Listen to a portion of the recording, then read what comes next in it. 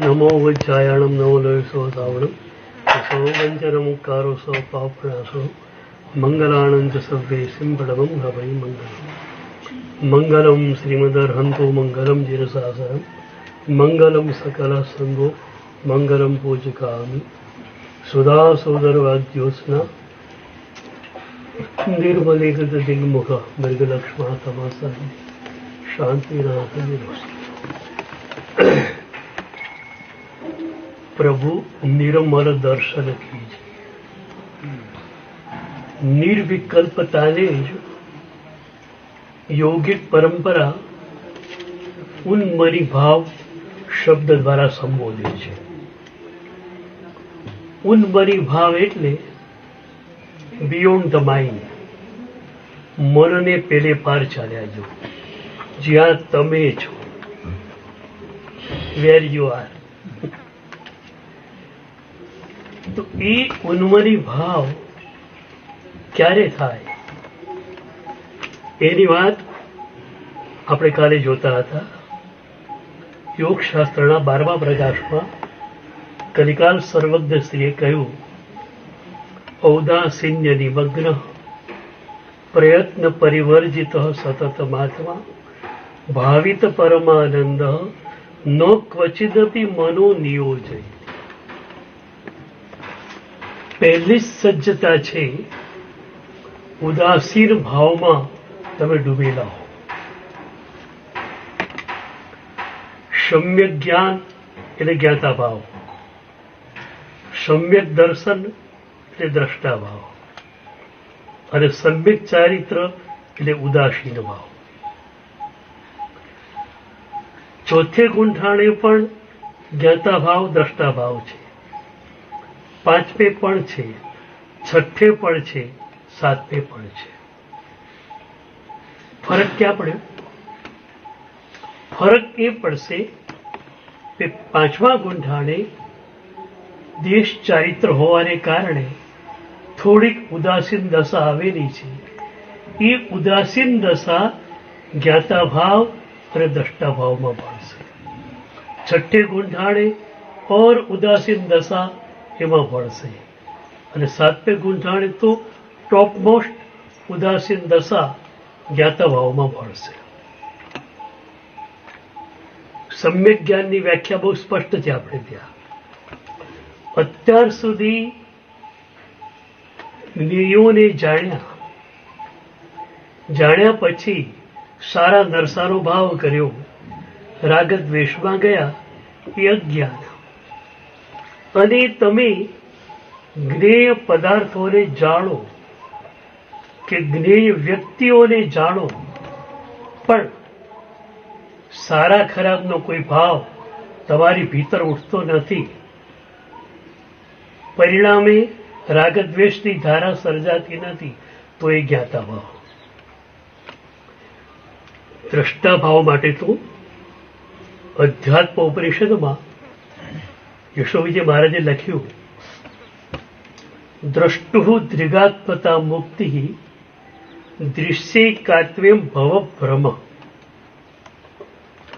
દ્રષ્ટુ દ્રિગાત્મતા મુક્તિ, દ્રષ્ટા માત્ર દર્શનની પળોમાં હોય, એ માત્ર જુએ છે। સારું છે કે દરસું છે વિચારતો નથી, એ માત્ર જુએ છે। આ ખુરશી છે, મારે બેસવા માટે કામ આવશે। એ સારી છે કે નરસી છે, આ વર્ગીકરણ એના મનમાં નથી। તો દ્રષ્ટુ દ્રિગાત્મતા મુક્તિ, દ્રષ્ટા માત્ર દર્શનની પળોમાં આવ્યો, એ એની મુક્તિ છે। અને પછી કહે છે દૃશ્યૈકાત્મ્યમ ભવ ભ્રમ। દૃશ્યો સાથે તમે તમારી ચેતનાને એકાકાર બનાવો, એ સંસાર। જો કે મૂળમાં શબ્દ અલગ છે, દૃશ્યૈકાત્મ્યમ ભવ ભ્રમ। દૃશ્યો સાથે તમારી ચેતનાને સાંકળવી એ સંસારનો ભ્રમ। કારણ કે નિશ્ચય એની દૃષ્ટિએ સંસાર છે જ નહીં ને, તમે મુક્ત જ છો।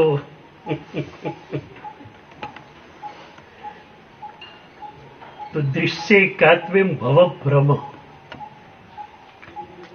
માત્ર જુઓ. આજનું મનોવૈજ્ઞાનિક પણ કહે છે કે આજનો માણસ કોઈ પણ ક્રિયા ઓનલી કરતો જ નથી. એ સવારે 10 વાગે જમવા માટે બેઠેલો હોય ત્યારે ભોજનમાં એનું મન નથી હોતું, ઓફિસમાં એનું મન પહોંચી જાય છે. ઓફિસેથી રાત્રે ઘરે આવે છે ત્યારે ઓફિસની ફાઇલ બંધ કર્યા વગર આવે છે, અને ઘરે આવે છે પણ એ ઘરે હોતો નથી તો ઓફિસની ફાઇલમાં હોય છે. અને એટલે એ પોતાના દીકરાઓ સાથે પણ બરોબર પ્રેમથી વાતો કરી શકતો નથી. એટલે એ માણસ માત્ર ત્યારે પણ ક્યાંય હોતો નથી.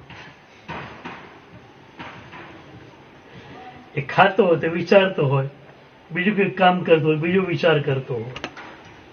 પણ પ્રભુના મુનિ માટે અપેક્ષા રખાય કે એ માત્ર દ્રષ્ટા હોય, માત્ર જ્ઞાતા હોય. અને એ પછી તમારે એ કરવું છે કે દ્રષ્ટા ભાવ અને જ્ઞાતા ભાવમાં ઉદાસીન ભાવને ઉમેરવો છે. દેવચંદ્રજી મહારાજે સ્તવનમાં લખ્યું, દાનાદિક નિજ ભાવ હતા જે પરવશાહો લાલ, તે નિજ સન્મુખ ભાવ ગ્રહી લહી તુજ દસારેલા. દાનાદિક 5 ભાવો હતા એ પર સમ્મુખ હતા. દાન કોનું? પૈસાનું. લાભ કોનો? પદાર્થોનો. ભોગ અને ઉપભોગ કોનો? પરનો. તો દેવચંદ્રજી મહારાજ કહે છે કે દાન, લાભ, ભોગ, ઉપભોગ કે વીર્ય પરનું હોઈ શકે ખરું? પણ તમને પૂછું, ઘાતી કર્મ કે અઘાતી કર્મ? તો ઘાતી કર્મના ક્ષયપસમથી કે ક્ષયથી શું થાય? પોતાનો ગુણ ઉદિત થાય. અઘાતી કર્મના ક્ષયપસમથી નામ કર્મ વગેરેના કે વેદન્ય કર્મ વગેરેના ક્ષયપસમથી તમને સાચા ભાવ મળે કે સારો યશ મળે, એ બહારની વાત નથી. કારણ કે અઘાતી કર્મ છે. અંતરાય તો ઘાતી કર્મ છે. તો દાન સ્વનું, અને એ પણ સ્વને. તો કે સી રીતે? તો કે તમારા જ્ઞાતા ભાવ અને દ્રષ્ટા ભાવને તમે ઉદાસીન ભાવ આપો. સ્વનું સ્વને દાન, લાભ પણ સ્વનું. તમે તમારા કોઈ પણ ગુણની ધારામાં ગયા અને ગુણને મેળવ્યો તો લાભ થયો. પછી ભોગ અને ઉપભોગ, શુદ્ધ પર્યાય જે છે એનો ભોગ અને ગુણનો ઉપભોગ. વારંવાર જે ભોગમાં આવે એનો ઉપભોગ કહીએ આપણે. પર્યાય તો શુદ્ધ, એક ક્ષણે આવ્યો જતો રહ્યો, એ ભોગમાં. અને ગુણો જે વારંવાર તમે માણી રહ્યા છો એ ઉપભોગમાં આવશે. અને વીર્ય એટલે શું? તમારી ચેતના સ્વ તરફ વહે. આપણે જે વીર્યાચાર કહીએ છીએ ને એ સ્થૂળ વીર્યાચાર છે કે ક્રિયાઓ વગેરે કરતી વખતે આપણે શરીર વગેરે જે છે એનો ઉપયોગ બરોબર ન રાખીએ. તો સૂક્ષ્મ વીર્યાચાર શું છે? તમારી શક્તિ પરમાં ન જવી જોઈએ. દેવચંદ્રજી મહારાજે લખ્યું, ભાષા વર્ગણ પૂદગલા ગ્રહણ નિસર્ગ ઉપાદ કરવા આત્મ વીર્યને શાને પ્રેરે સાધ. તમે બોલો છો, ભગવાનની આજ્ઞા પ્રમાણે ધર્મ કથા કરો તો વાંધો નથી, ભગવાનની આજ્ઞા પ્રમાણે ગોખો તો વાંધો નથી. પણ એ સિવાયનું તમે બોલો છો ત્યારે તમે શું કરો છો? ભાષા વર્ગડાના પૂતગલોને પકડો છો, આત્મસાત કરો છો અને છોડો છો. તો નવાઈના લયમાં કહે છે, ભાષા વર્ગણ પૂતગલા ગ્રહણ નિસર્ગ ઉપાદ. એ પૂતગલોને પકડવા ને પૂતગલોને છોડવા એની ઉપાધિ, અને એના માટે આત્મ વીર્યને શાને પ્રેરે સાથ? તમે તમારી આત્મશક્તિને પૂતગુરુઓને પકડવામાં અને પૂતગુરુઓને ફેંકવામાં સી રીતે વાવીશું? એટલે વીર્યનો મતલબ એ છે કે તમારી આત્મશક્તિ સ્વ તરફ જ જવી જોઈએ અને એનું મોનિટરિંગ તમારે કરવાનું છે. યોગ અને ઉપયોગ. યોગ આપણું મૂળભૂત સ્વરૂપ ખરું નહીં. આપણે અયોગી થઈને સિદ્ધ શિલા ઉપર જઈશું. મન વચન કાયાના યોગો તમારી પાસે જે છે એના ઉપર મોનિટરિંગ તમારા ઉપયોગનું જોઈએ. તમારો વિચાર સેજ આમથી આમ ગયો રાગમાં કે દ્વેષમાં, ઉપયોગ એ તરત અટકાવી દે. આવો ઉપયોગ જેનો જાગૃત હોય સાધક, અને જેના યોગો મન ફાવે તેમ દોડતા હોય એ અસાધક. એક લક્ષ્મણ રેખા તો ખેંચવી પડે ને વચ્ચે.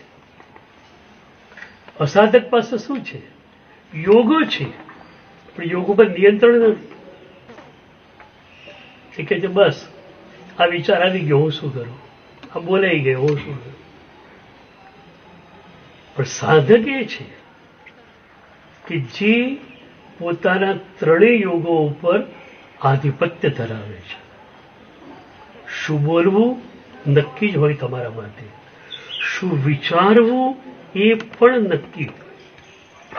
અને એના સંદર્ભમાં હું બે શબ્દો આપું છું, દુર્વિચાર અને દુર્ભાવ. સાધકને પણ બની શકે કે ક્યારેક એ જાગૃત ન હોય અને મોહના ઉદયમાં ઝડપાઈ જાય તો 2 સેકન્ડ 4 સેકન્ડ માટે ખરાબ વિચાર આવી જાય, આશક્તિનો, દ્વેષનો, પણ 2 કે 4 સેકન્ડ. પણ મિનિટ 2 મિનિટ સુધી એ દુર્વિચારની ધારા ચાલે તો એને આપણે દુર્ભાવ કહીએ છીએ. ફરક શું પડે તમને સમજો. દુર્વિચાર આવ્યો એમાં શું થયું? તમારી જાગૃતિ સેજ બાજુમાં હતી, તમે ઊંઘતા ઝડપાઈ ગયા. પણ 4 સેકન્ડ 5 સેકન્ડ થાય તો સાધકની જાગૃતિ મુખરિત થઈ જ જાય. તરત એને ખ્યાલ આવે કે નહીં, મારે આ વિચારમાં જવાનું નથી, તમે પાછા ફરી જાઓ. પણ તમે મિનિટ 2 મિનિટ 5 મિનિટ સુધી એ વિચારમાં વહો એવું ક્યારે બને? તમને એ વિચાર ગમતો હોય, તમે એ વિચારમાં લસરવા માટે તૈયાર હોય, તમે એમાં સરકવા તૈયાર હો, ત્યારે જ એ વિચાર લાંબો ચાલી શકે. દુર્વિચાર અજાગૃતિની પેદાશ છે, દુર્ભાવ તમારી પોતાની પેદાશ છે. એટલે એટલી જાગૃતિ તમારી જોઈએ કે પરમાં ઉપયોગ કદાચ 2 કે 4 સેકન્ડ જતો રહ્યો. હું ઘણી વાર કહેતો કે ઘરે મમ્મી હલવો, પુડિંગ્સ, નમકીન બધું બનાવી આપતી હોય તો છોકરો સડેલો ખાવા ગયા જવાનો બહાર પછી. પ્રભુએ આટલા બધા યોગો તમને આપ્યા, શુભ યોગો, તમે બહાર ક્યાં ફાંફા મારો છો? સ્વાધ્યાય કેટલી વેરાયટી એમાં. આ બાજુ આગમ સૂત્રો, આ બાજુ પ્રકરણ સૂત્રો, આ બાજુ સ્તવનો, ભક્તિની ધારા, તો કેટલી વેરાયટી. આટલા બધા શુભ યોગો પ્રભુએ આપણને આપ્યા અને આપણે અશુભમાં જઈએ. દવાઈ નથી લાગતી તમને? હું ઘણી વાર કહું છું કે અનંત જન્મ કરતા આ જન્મને આપણે છૂટો કઈ રીતે પાડશું? છૂટો એ રીતે જ પાડી શકાય કે આપણા અતીતમાં વી હેડ નો ઓપ્શન, આપણી પાસે કોઈ વિકલ્પ નહોતો. એટલે પરમાને પરમાં આપણે રહેતા, પછી પરથી થાકી તો જાવ જ, પરને બદલતા પછી ડોળીવાળો ખભો બદલે એમ. આજે પણ હવેલીમાં રેલો થાકી જાય, હિમાલયમાં જાય, હિમાલયમાં થાકી એટલે હવેલીમાં આવે, પરમાંથી પરમાં. આ એક જ જન્મ એવું મૂલ્યવાન છે. એ રીતે એનો પાયાનો જન્મ કહું છું, ફાઉન્ડેશન બર્થ, કે આ જન્મમાં પ્રભુએ આપણને એક વિકલ્પ આપ્યો કે પરમાં તો કંઈ નથી, તારી ભીતર અનંત આનંદ સમાયેલો છે. અને સ્વમાં કેમ જવું એની આખી ટેકનિક્સ બતાવી દીધી. એ તમે સ્વમાં જાઓ અને અલપ ઝલપ પણ આનંદ અનુભવાય.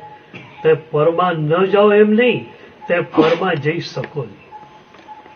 How can you go? પરમાં જઈ જ કેમ શકાય? પણ મૌનનો રસ જામેલો હોય તો શબ્દોના સ્તર પર કઈ રીતે ઉતરી શકો? મારી છે ને મૌનની એક પરિભાષા છે. આમ જ્ઞાનસારની પરિભાષા તો બહુ ઊંચી છે, ઉદ્ગરેશુ અપ્રવૃત્તિસ્તુ. પણ આપણી કક્ષાનું જે મૌન છે એના માટેની પણ મારી એક પરિભાષા છે કે તમે 2 કલાકનું મૌન કર્યું.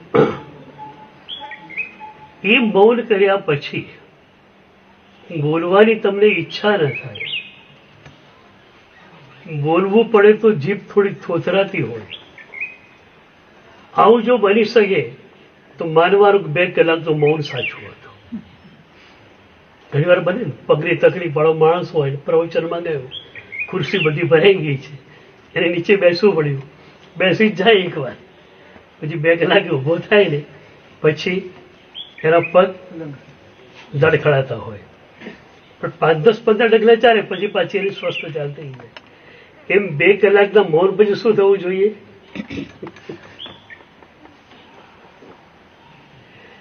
તમે શબ્દોની દુનિયામાં જઈ ન શકો.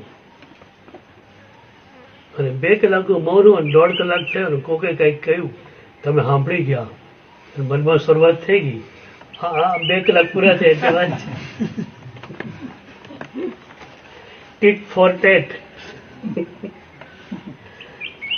એ દ્રવ્ય મૌન થશે, ભાવ બંધ નહીં થાય. તો ઔદાસીન્ય નિમગ્ન, ઉદાસીન ભાવમાં ડૂબવું છે. તો જ્ઞાતા ભાવ અને દ્રષ્ટા ભાવ જે છે એ સમ્યક જ્ઞાન અને સમ્યક દર્શન, અને ચારિત્ર એટલે ઉદાસીન દશા. ભગવાનનો મુનિ, ભગવાનની સાધ્વી ઉદાસીન જ હોય. પ્લસ આસીન, કિનારા ઉપર બેઠેલા, નદીમાં પાણી વહી રહ્યું છે, ઘટનાની નદીમાં એને કોઈ અસર થતી નથી. મન્યતેયો જગત તત્વ સમૂરિ પરિકૃતિ. તમે ઉત્પાદને પણ જાણો છો, વ્યયને પણ જાણો છો, દ્રવ્યને પણ જાણો છો. આમાં ક્યાં હર્ષશોક થવાનો હતો? પર્યાય દૃષ્ટિ જો બરોબર તમારી પાસે સાચી આવી ગઈ તો કોઈ પણ પર્યાયમાં મૂંઝાવાનું ક્યાં છે? પર્યાય આવવાનો જ છે, ખુલવાનો જ છે, તમારે માત્ર એનો સ્વીકાર કરવાનો છે.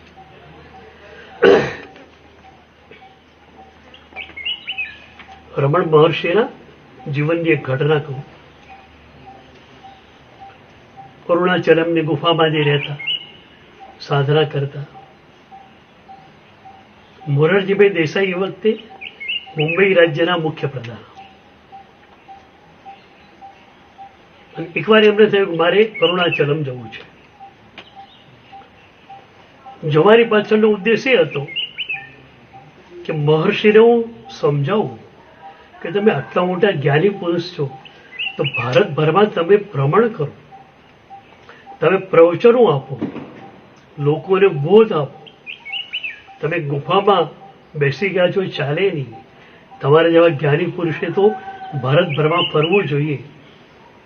હું મુંબઈ રાજ્યનો મુખ્યમંત્રી છું, ગાડીઓનો કાફલો તમને આપી દઉં, બધી સુવિધા તમને આપી દઉં, પણ તમે ભારત ભ્રમણ કરો. આ ઉદ્દેશ સાથે મહર્ષિ પાસે આવવાના હતા. એ મુખ્યમંત્રીનું કામ કેવું હોય, એક જગ્યાએ જવાના હોય, આગળ પાછળની બધી વિઝિટો ગોઠવાઈ જાય. તો સાંજના 5:30 કે અરુણાચલમ આવશે એવું નક્કી થયું.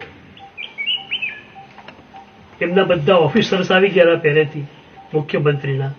સાહેબ ક્યાં બેસશે, સાહેબ શું કરશે, સાહેબ શું કરશે, ક્યાંથી પસાર થશે. તમને એક વાત કહું કે રમણ મહર્ષિ તો ઉદાસીન દશામાં હતા. શિષ્યો પણ કેટલા ઉદાસીન દશામાં કે મુખ્યમંત્રી આવવાના છે એની કોઈ ઇંતજારી નથી. કોઈ આવે, સંત છે દર્શને બધા આવે. 5:30 આવવાનો એમનો ટાઈમ હતો અને મહર્ષિને રોજ 6:45 વાગે ધ્યાનમાં બેસવાનો ટાઈમ. મુખ્યમંત્રી હતા એટલે કાર્યક્રમમાં થોડીક વાર તો ક્યાંક લાગી જ જાય. 4:45 આશ્રમમાં આવ્યા અને 5:45 મહર્ષિ ધ્યાનમાં જતા રહ્યા. મુખ્યમંત્રી આવવાના છે, કોઈ વાત નથી, આવશે તો બેસશે. એક શિષ્ય પણ કહેતો નથી સાહેબ મુખ્યમંત્રી આવવાના નથી, ધ્યાન તો પછી કરાશે. વિચાર કરો, જેમને આપણે માર્ગાનુસારીની કક્ષામાં મૂકીએ એમની જો ભીતરી દશા આટલી ઉચકાયેલી હોય, આપણી કેવી હોય? અબજોપતિ આવવાનો, પેલા ભાઈ આવવાના, આવવાનો તો આવવાના, તારે શું પડે? તું સાદું છે, વંદન કરવા આવે, વંદન કરીને જતો રહે, તારે શું છે? તમે પ્રોજેક્ટમાં પડ્યા, તમારે કશું કરવું છે એટલે ધનપતિના પણ તમે ગુરુ બનવાને બદલે શિષ્ય બની ગયા છો. સાધુને વળી ઈચ્છા શું હોય? આવી ગયો ધર્મલા, ચલો જાઓ, કામ પડી ગયું, જાઓ. 5:45 મહર્ષિ ધ્યાનમાં બેસી ગયા. 5:50 મોરારજી આવી ગયા. સીધા જ મહર્ષિની ગુફામાં એમને કહેવામાં આવ્યું કે મહર્ષિ હમણાં ધ્યાનમાં ગયા છે અને 1 કલાક પહેલા તો એમનું ધ્યાન ક્યારે પૂરું થતું હોતું નથી. છતાં સમય અમે લોકો નક્કી ન કહી શકીએ. મોરારજીભાઈનો પ્રોગ્રામ અડધો કલાક રોકાવાનો હતો. ત્યાં એમને વિચારે ચલો અડધો કલાક તો રોકાઈ જાઉં, સ્વામીજી બોલે તો બરોબર, નહીં તો જોઈશું. એ નાનકડી ગુફામાં મહર્ષિ બેઠેલા અને મોરારજીભાઈ બેઠેલા છે. જે બધા ઓફિસર્સ બહાર છે. મોરારજીભાઈ સાધક તો હતા જ. વડાપ્રધાન બન્યા પછી પણ અમદાવાદમાં આવી અને ગીતા ઉપર પ્રવચનો કરતા હતા ગુજરાત વિદ્યાપીઠમાં. સાધક તો એ ખાલી થઈને બેઠેલા છે અને અડધો કલાકમાં મહર્ષિની ઉર્જાએ એક કામ કર્યું. એક અપૂર્વ શાંતિ એમને મળી ગઈ. આખા દિવસ તો શારીરિક થાક ઉતરી ગયો એમ નહીં, એક માનસિક અપૂર્વ શાંતિ મળી. એમણે ઈશારાથી પોતાના સેક્રેટરી અંદર બોલાયો, લખીને આપ્યું કે આજની બધી મીટિંગ્સ કેન્સલ છે, આજ રાત્રે અહીં જ આપણે રોકાવાનું છે. મહર્ષિ જેટલો સમય આપે એટલો મહર્ષિની જોડે જ રહેવાનું છે. ભોજન પણ અહીંયા છે, સુવાનું પણ અહીં છે. આજના બધા પ્રોગ્રામ કેન્સલ છે, કાલે આપણે જોઈ લઈશું. લગભગ કલાકે મહર્ષિએ આંખો ખોલી. મહર્ષિની ઉર્જાનો અનુભવ તો થઈ ગયો છે. છતાં મોરારજીભાઈને વાત તો પેલી જ કરવી છે કે તમે આટલા મોટા જ્ઞાની છો, તમે આ રીતે ગુફામાં બેસી રહો કેમ ચાલે? ભારતભરમાં તમે ફરો, પ્રવચનો આપો. મહર્ષિએ ખાલી એટલું જ કહ્યું, શબ્દોથી શું થાય?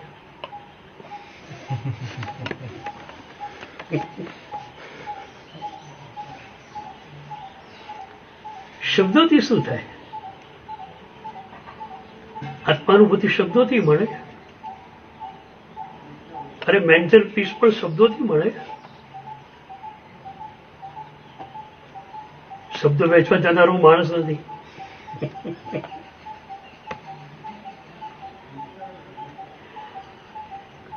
મોરારજીભાઈને પણ લાગ્યું કે મહર્ષિ જે કક્ષાએ છે એ કક્ષાએ શબ્દો હવે નીકળી શકે નહીં.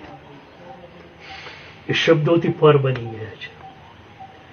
તો આ ઉદાસીન દશા એમની પાસે હતી. આવું રામકૃષ્ણ પરમહંસ માટે છે.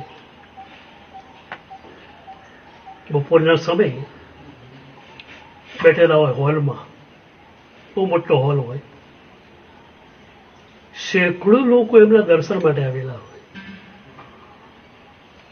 એ કાળમાં એ લેજેન્ડરી મેન હતા, દંતકથારૂપ બની ગયેલા. હજારો લાખો લોકોના શ્રદ્ધેય તો 100-200 માણસો આવે એ નમસ્કાર કરીને જાય, બીજા 100-200 આવે, ફરી બીજા 100 વેઇટિંગમાં ઉભેલા જ હોય. અને મહર્ષિ માત્ર આંખો બંધ કરીને ધ્યાનમાં બેઠેલા હોય. આટલા બધા લોકો દર્શન માટે આવેલા છે, કોઈ વિચાર પણ એમને આવતો નથી, માત્ર સ્વમય હોય છે. કોઈક નજીક આવે, કોઈ પ્રશ્ન પૂછે, જવાબ આપી દે છે, જવાબ આપીને ફરી પાછા સ્વસ્થ બની જાય છે. એટલી બધી પરમ ઉદાસીન દશા કે હજારો લોકો મારા અનુયાયી છે, લાખો મારા ભક્તો છે, આટલા બધા લોકો મને વંદન કરવા આવ્યા છે, કોઈ વિચાર જ સ્પર્શતું નથી અંદર. મારું અવતાર કૃત્ય માત્ર એક હતું, સ્વરૂપ સ્થિતિમાં જવાનું. બસ એ મને મળી ગયું છે, હવે એમાં જ મારે રહેવાનું છે.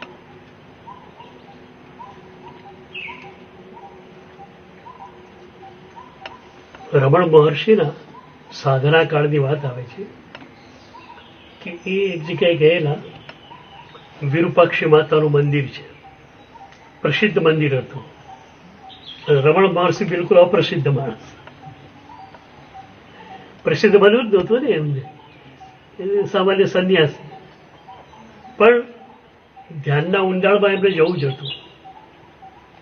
તો મંદિર એટલું મોટું કે બહાર તો કઈ જગ્યા જ ના મળે, કઈ હજારો લોકો બેઠેલા હોય, કોરિડોરમાં એટલા, ચોકમાં એટલા. ત્યાં એમની નજર ગઈ કે આટલું મોટું મંદિર છે, ભોયરું છે. તપાસ કરીને ભોયરું હતું. ભૈરાનો પત્તો લગાવ્યો, ભૈરાનું દ્વાર ખુલ્લું હતું, એ અંદર બેઠા. ભૈરાનો વપરાશ તો હતો જ નહીં, અવાવરું હતું. જાત જાતના જે છે પ્રાણીઓ અંદર હતા, કીડીઓ, ગેમેલો, જાત જાતના. અને મહર્ષિને લાગ્યો આ જગ્યા સરસ છે. ભૈરાનો દરવાજો બંધ કરી દીધો, અંદર બેસી ગયા. એમના જીવનમાં બનેલી ઘટના છે. 21 દિવસ એ પોતાની ભીતર ખોવાઈ ગયા છે. 21 દિવસ દેહાધ્યાસથી એટલા અળગા ગયેલા છે કે ઘીમેલોએ સાથળને આર પાર કોરી નાખ્યું, આ બાજુથી પેલી બાજુ સુધી. છતાં એમને ખબર નથી કે શરીરમાં કંઈક થઈ રહ્યું છે.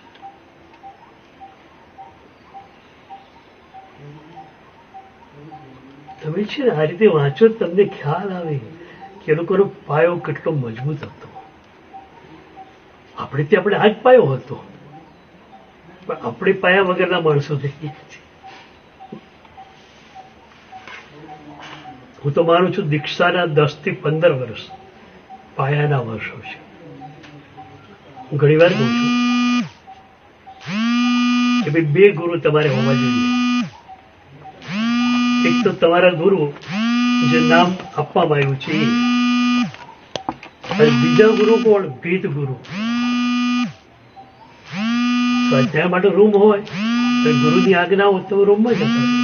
પણ એવું નથી, વિહારમાં હોલ જ હોય, તો હોલમાં ભીત સામે મોઢું કરીને બેસી જવા.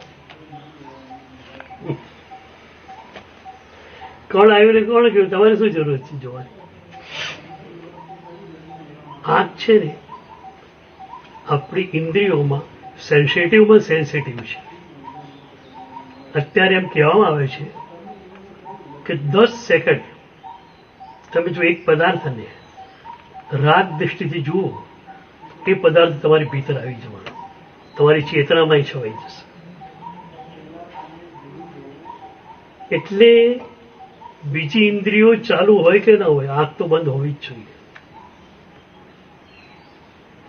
તમે કોઈ પણ ધ્યાનમાં બેસો તમારી આંખ બંધ રાખવી જ જોઈએ પ્રારંભિક સાધક તરીકે. 24 કલાકનું ધ્યાન થઈ ગયું પછી તમે ખાઓ છો, પીઓ છો, બોલો છો, બધું ધ્યાન છે, એ આખી જુદી વસ્તુ છે. પણ શરૂઆતમાં આંખ બંધ રાખવી જ પડે તમારે. તો ભેદ ગુરુ, ભેતે સામે બેસી જાઓ. બોધિ ધર્મ, બૌદ્ધ ધર્મના બહુ મોટા ગુરુ થયા, ચીનમાં ગયેલા. એ વખતે એમને કોઈ ઓળખતું નહોતું અને આમને કોઈ પડી પણ નહોતી. ભિક્ષુ તરીકેનો જબ્બો હતો, રોટલી દાળ તો મળવાની છે, બીજું કંઈ જોઈતું નહોતું. મોટો મઠ હોય ત્યાં તો સેંકડો લોકો આવતા હોય. તો એ આટલા મોટા પાછળથી જે ગુરુ બન્યા છે, પાયામાં કઈ સાધના હતી કે કોઈ પણ મઠમાં જાય ભીત સામે મોઢું કરીને બેસી જાય, ધ્યાનમાં બેસી જાય. બસ વર્ષો સુધી એ રીતે રહેવાથી ધ્યાનની ઊંડી કક્ષા એમનામાં આવી છે. એકવાર એવું બન્યું છે, એક મઠમાં ભીત સામે મોઢું કરીને બેઠા છે અને એ વખતે ઈકા નામનો એક સાધક ત્યાં આવે છે. એની કોઈ ગુરુ દ્વારા સમાચાર મળ્યા કે આ સાધુ કોઈ સામાન્ય નથી, એકદમ અસામાન્ય છે. જો એ તને કંઈક બોધ આપે કે એ તને શિષ્ય તરીકે સ્વીકારે, તારું જીવન નીકળી જાય. તો એ માણસ બીજા ગુરુ પાસેથી વાત સાંભળી બોધિધરો પાસે આવ્યો. બોધિધરો ભીત સામે મોઢું કરીને બેઠેલા. એકાએક કહ્યું, ગુરુદેવ મારી સામે દૃષ્ટિ તો કરો, હું તમારી સામે આવ્યો છું, તમને વંદન કરવા આવ્યો છું, મારી સામે દૃષ્ટિ કરો. એના અવાજ પરથી, એના અવાજના રણકા પરથી બોધિધર્મને ખ્યાલ આવી ગયો કે ખરેખરો સાધક છે. ગુરુને સિદ્ધિ થયેલી હોય તો વિનિયોગ કરવામાં વાંધો નથી, પણ વિનિયોગ ક્યારે કરવો એ તો એને ખ્યાલ હોવો જોઈએ ને, અને કેટલી માત્રામાં કરવો જોઈએ. અમેરિકામાં એક ચર્ચમાં રવિવારે ભાષણ હતું. દર રવિવારે ત્યાં ભાષણ હોય. તો રવિવારે વરસાદ બહુ હતો. એક જ ખાલી ભાવુક આવેલો. તો પાદરીએ કહ્યું 9 વાગ્યાને કે આજ તો વરસાદ છે, કોઈ આવ્યું નથી, એટલે આપણે આજે પ્રવચન મુલતવી રાખીએ. પેલો માણસ ખેડૂત હતો. એ કે સર એક વાત તમને કહું, મારી પાસે 50 ગાયો, ભેંસો બધું છે. ક્યારેક નિરણ નીરું ને તો બીજી ગાયો ભેંસો બહાર હોય, 2-4 ગાય આવે ને તો પણ નિરણ તો નીરું જ કે છે.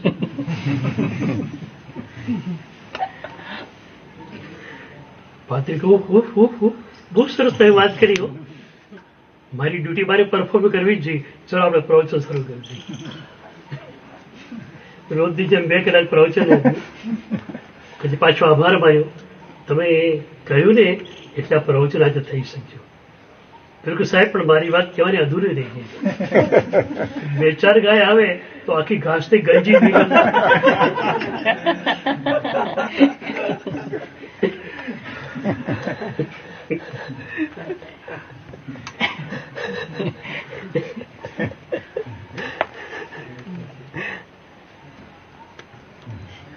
આપણા મહાપુરુષો ક્યાં વ્યાખ્યાન આપતા દરરોજ 5-10 મિનિટ બોલે, કેટલી અસર થતી હતી. તો બોધિધર્મ લાગ્યું કે આ સાધક છે ખરેખર. એમણે મોડું ફેરવી નાખ્યું. કેવો વિનિયોગ કરે છે જુઓ. બોધિધર્મ ખાલી એટલું જ કે છે ઈકાને, ઈકા મેં મારું મોઢું તારી સન્મુખ કરી નાખ્યું, તને મારી સન્મુખ મોડું કરતા કેટલો સમય લાગશે?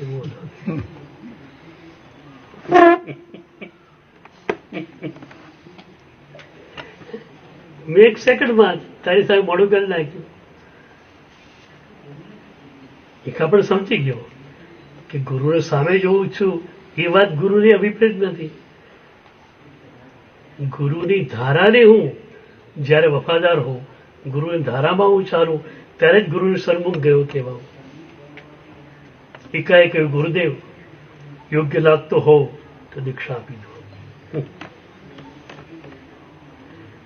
મોતી તરફે એને દીક્ષા આપી, સાધના આપી દીધી અને એ પણ સિદ્ધ બની ગયો. એટલે ઔદાસીન્ય નિમગ્ન હો, ઉન્મની ભાવની પહેલી સિદ્ધતા, તમે ઉદાસીન દશામાં ડૂબેલા હો. સર્વમંગલાય સર્વકલ્યાણકારી પ્રધાન સર્વકર્માણि